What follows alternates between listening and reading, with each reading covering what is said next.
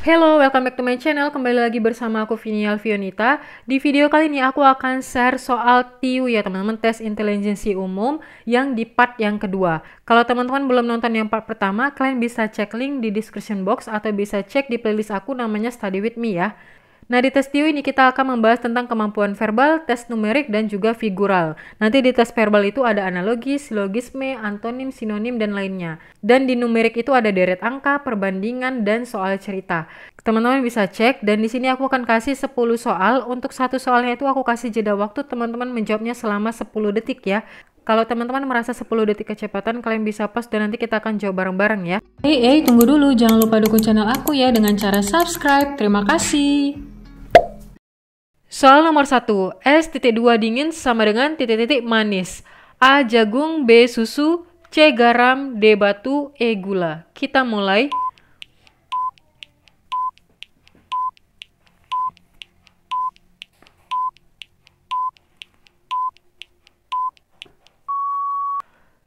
Stop. Jadi ini termasuk dalam soal analogi ya teman-teman. Soal analogi ini adalah mencari persamaan hubungan antara dua kelompok kata. Jadi hubungan dari es ke dingin ini apa? Hubungan dari titik-titik ini ke manis apa gitu ya teman-teman. Jadi kita cari tahu dulu dari hubungan A ke B. Kemudian ini yang dicari A-nya itu apa ya teman-teman. Nah, kalau misalnya es itu kan sifatnya dingin ya teman-teman, berarti ini yang ditanya adalah bentuk sifatnya. Nah, kita cari dari pilihan tersebut yang bersifat manis itu apa teman-teman? Udah pasti jawabannya adalah yang E. Gula itu bersifat manis. Nah, untuk pembahasannya bahwa es sama dengan dingin mengandung hubungan sifat. Maksudnya bahwa dingin ini merupakan sifat dari es. Oleh karena itu, untuk menjawab soal tersebut harus ditentukan suatu benda yang memiliki sifat manis. Jadi jawaban yang paling tepat itu adalah gula ya teman-teman. Gula bersifat manis. Next kita lanjut ke soal nomor 2. Simpati sama dengan A. Antipati, B. Menahan, C. Belas kasih, D. Benci, E. Melawan. Kita mulai.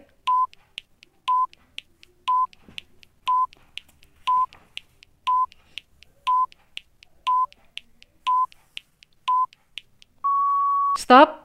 Nah, untuk di soal nomor 2 ini itu menyatakan soal sinonim ya teman-teman, soal persamaan kata atau padanan kata ya. Kalau ada tandanya sama dengan berarti itu udah ditanya adalah soal sinonimnya itu apa.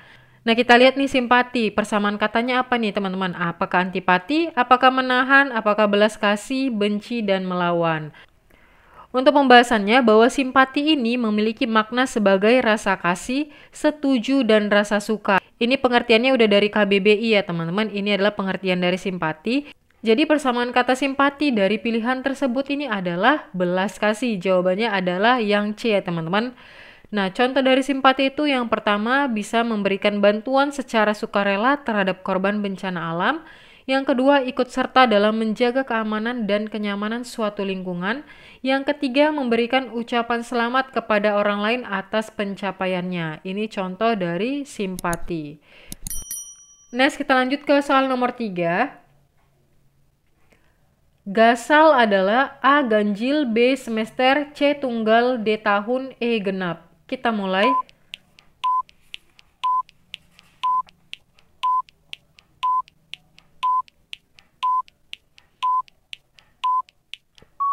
Stop. Nah, di soal nomor 3 itu yang ditanya tanda seperti ini ya, teman. Nah, ini tandanya apa? Tandanya ini adalah mencari antonimnya atau lawan kata. Nah, lawan kata dari gasal ini apa, teman-teman? Sebelum kita cari lawan katanya itu apa, kita tahu dulu nih, apa sih persamaan kata atau apa sih arti dari si gasal ini.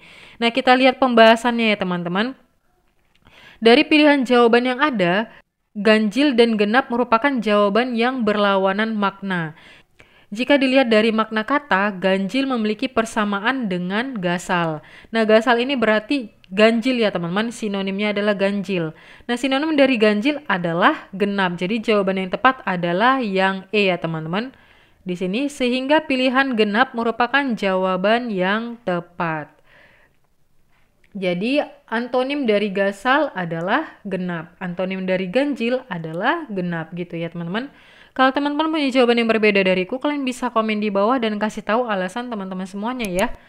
Next, kita lanjut ke soal nomor 4. Pengelompokan kata. A. Lapesokap, B. Kaptes, C. Taplungkius, D. Olive, E. Wolbing. Nah, ini katanya tidak beraturan ya teman-teman, tapi coba kita akan jawab dari pengelompokan kata tersebut. Kita mulai.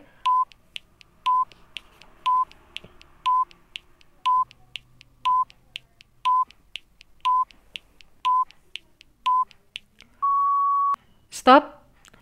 Nah, sebelum kita jawab mana nih kelompok yang tidak sesuai dengan kata lainnya, teman-teman bisa cari tahu dulu nih. Kita cari tahu dulu nih teman-teman, apa itu lapesokap. Lapesokap itu adalah sepak bola ya teman-teman. Yang A sepak bola, yang B itu adalah basket, yang C adalah bulu tangkis, yang D itu adalah voli, yang E adalah bowling ya teman-teman. Nah, setelah kita tahu nih teman-teman kata-kata tersebut ini, selanjutnya dengan mudah kita dapat tentukan bahwa hubungan yang terdapat pada soal ini adalah olahraga yang menggunakan bola berbentuk bulat ya teman-teman. Jadi yang tidak sesuai nih teman-teman, sepak bola menggunakan bola yang bulat, bola basket menggunakan bola yang bulat, bulu tangkis ini tidak tepat ya teman-teman. Bola voli itu menggunakan bola yang bulat, bowling juga menggunakan bola yang bulat. Jadi jawaban yang tidak tepat adalah bulu tangkis karena tidak menggunakan bola yang berbentuk bulat ya teman-teman. Next kita lanjut ke soal nomor 5.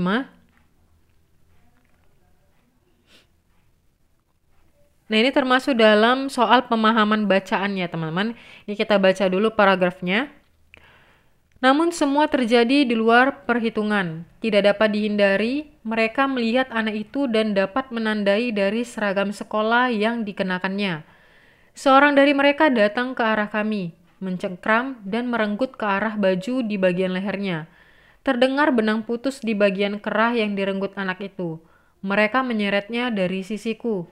Aku langsung bertindak mencegahnya. Nah, pertanyaannya, kalimat yang tepat untuk melengkapi paragraf tersebut adalah, kita mulai.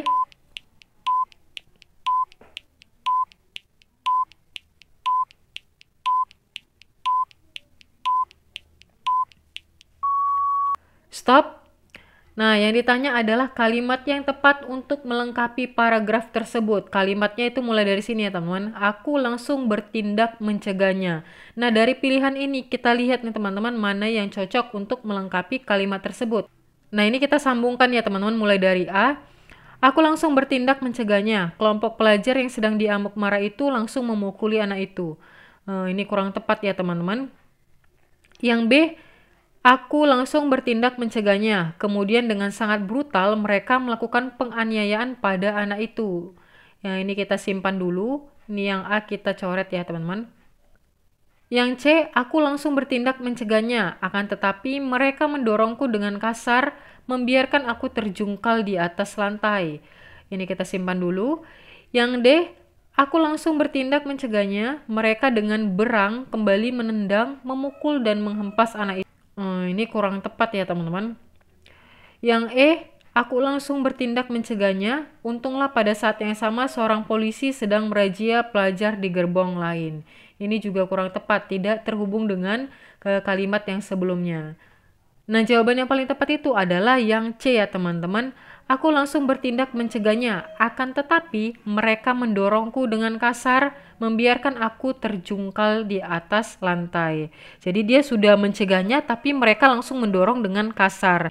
Ini jawaban yang paling tepat ya teman-teman untuk melengkapi teks yang sebelumnya gitu ya. Next kita lanjut ke soal nomor 6.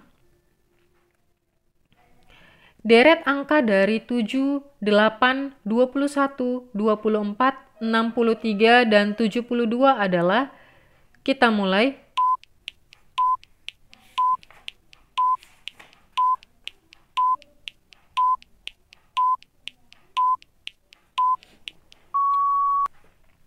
Stop. Nah, kita lihat ya teman-teman. Dari kiri ke kanan. Nah, itu mengalami peningkatan ya teman-teman. Dari angka 7 ke 8, ke 21, 24, dan seterusnya itu mengalami peningkatan. Berarti kalau mengalami peningkatan itu antara ditambah atau juga dikali ya teman-teman. Nah, kita lihat nih teman-teman. Kalau 7 ke 8, nah itu mendekati ya. 7 ditambah 1 sama dengan 8. 8 ke 21. Nah, itu udah jauh ya teman-teman. Berarti kita coret untuk tidak ditambah. Berarti kita langsung kalikan aja nih teman-teman di langkah 1. 7 ke 21 itu ada hubungannya ya teman-teman. 7 ke 21 kita bisa kalikan 3. 7 kali 3 sama dengan 21. Kemudian di langkah 1 ke 63. 21 dikali 3 sama dengan 63. Kemudian di sini kita kalikan 3 lagi nih teman-teman. 63 dikalikan dengan 3 hasilnya sama dengan 189. Nah, kalau teman-teman mau cari yang langkah satunya, teman-teman bisa cek lagi nih, 8 ke 24. Kita kalikan berapa supaya hasilnya 24? Kita kalikan juga dengan 3 ya teman-teman. 24 dikalikan berapa nih supaya hasilnya 72? 24 dikalikan dengan 3. Berarti setiap langkah 1 ini kita kalikan dengan 3 yang di atas, kemudian kita kalikan 3 yang di bawah. Gitu ya teman-teman. Jawabannya adalah yang E. Nah, untuk tips dan triknya, ini kita perhatikan pola deret angka tersebut. Jika pola tersebut tidak terhubung dengan suku berikutnya, maka perhatikan suku-suku yang berselang 1 atau 2 atau setelahnya. Nah, jawaban pola ini menggunakan pola yang kedua, yang tadi ya teman-teman, di langkah 1, kemudian kita kalikan dengan 3 ya. Kalau teman-teman punya jawaban yang berbeda, bisa banget nih komen di bawah ya. Next, kita lanjut ke soal nomor 7. Seorang peternak memiliki 155 ekor ayam dan bebek. Perbandingan banyak ayam dan bebek adalah 3 dibanding dengan 2. Nah, jumlah ayam yang dimiliki peternak tersebut adalah, kita mulai.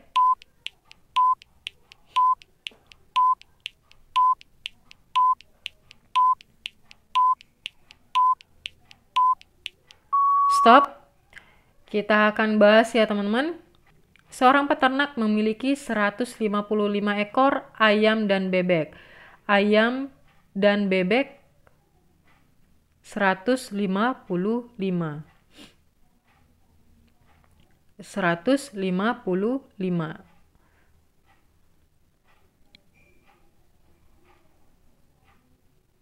Kemudian perbandingan banyak ayam dan bebek adalah 3 dibanding 2. Ayam ada 3, kemudian bebek ada 2. Nah, dari perbandingannya ini kita total nih teman-teman. 3 dibanding 2 itu jumlahnya adalah 5. Nah, itu jumlah perbandingannya ya teman-teman. Nah, yang ditanya sekarang adalah jumlah ayam yang dimiliki peternak tersebut. Yang ditanya adalah jumlah ayam. Berarti ayam sama dengan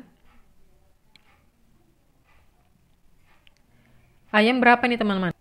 Ayam 3, kemudian kita bandingkan dengan 5, dikalikan dengan 155 ekor ayam dan bebek untuk jumlahnya ya teman-teman.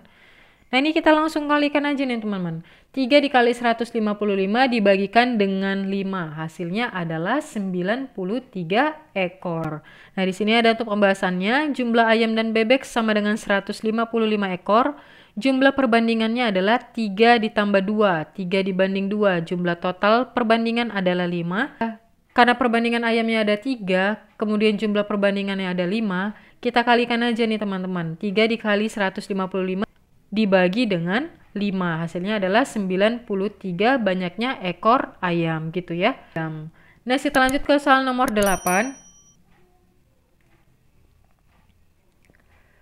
Semua bayi minum air susu ibu atau ASI. Sebagian bayi diberi makanan tambahan. Kita mulai.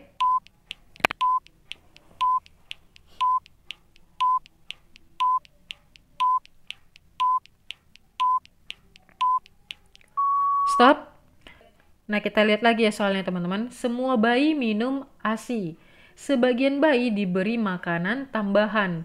Nah, berarti di sini kita langsung tahu ya teman-teman kesimpulannya apa? Kesimpulannya bahwa sebagian bayi minum ASI dan diberi makanan tambahan. Kita tambahkan dan ya teman-teman di sini karena sama-sama subjeknya itu adalah bayi. Nah, kita lihat nih teman-teman untuk pilihan A. Semua bayi minum ASI dan diberi makanan tambahan. Ini salah ya teman-teman. Nggak semua bayi yang diberi makanan tambahan. Untuk pilihan A ini salah. Yang B, bayi yang minum ASI biasanya diberi makanan tambahan. Ini juga salah ya teman-teman. Bayi yang minum ASI biasanya diberi makanan tambahan. Kurang tepat. Yang C, sebagian bayi minum ASI dan diberi makanan tambahan. Nah, ini jawaban yang tepatnya ya teman-teman. Jawabannya adalah yang C. Nah, untuk pembahasannya bahwa premis mayornya semua bayi minum ASI, untuk premis minornya sebagian bayi diberi makanan tambahan. Dan kesimpulan yang tepat adalah sebagian bayi minum ASI dan diberi makanan tambahan. Jadi kalau misalnya ada yang ditanya nih, untuk premis A yaitu semua, untuk premis B yaitu sebagian, berarti jawabannya adalah sebagian ya teman-teman. Next, kita lanjut ke soal nomor 9. Semua penyanyi lagu Melayu pandai berpantun. Penyanyi yang bernama Nurbaya tidak bisa mengucapkan pantun saat di panggung. A. Nurbaya tidak pandai berpantun. B. Nurbaya bukan penyanyi lagu Melayu. C. Nurbaya penyanyi seriosa. D. Nurbaya adalah penyanyi amatiran. E. Nurbaya tidak pandai bernyanyi. Kita mulai.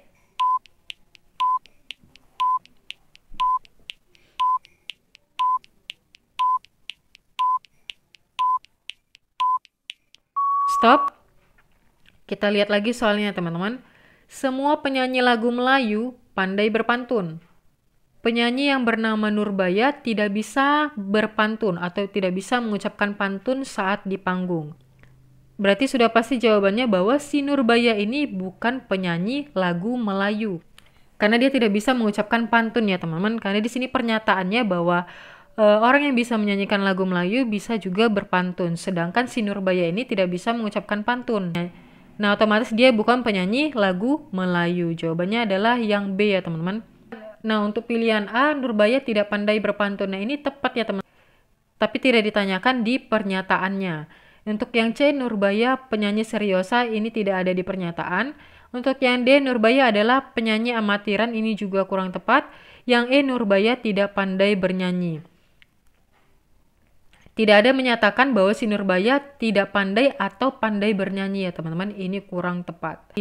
Jadi yang paling tepat itu adalah Nurbaya bukan penyanyi lagu Melayu. Nah, untuk pembahasannya bahwa semua penyanyi lagu Melayu pandai berpantun. Nurbaya adalah penyanyi yang tidak bisa berpantun, berarti si Nurbaya ini bukan penyanyi lagu Melayu gitu ya. Nah, kita lanjut ke soal nomor 10, soal nomor terakhir. Bus pertama dari kota A ke kota B dengan kecepatan 95 km per jam selama 4 jam. Bus kedua melaju dengan lebih lambat dari kota B ke kota A selama 300 menit. Nah, berapa kecepatan bus kedua? Kita mulai.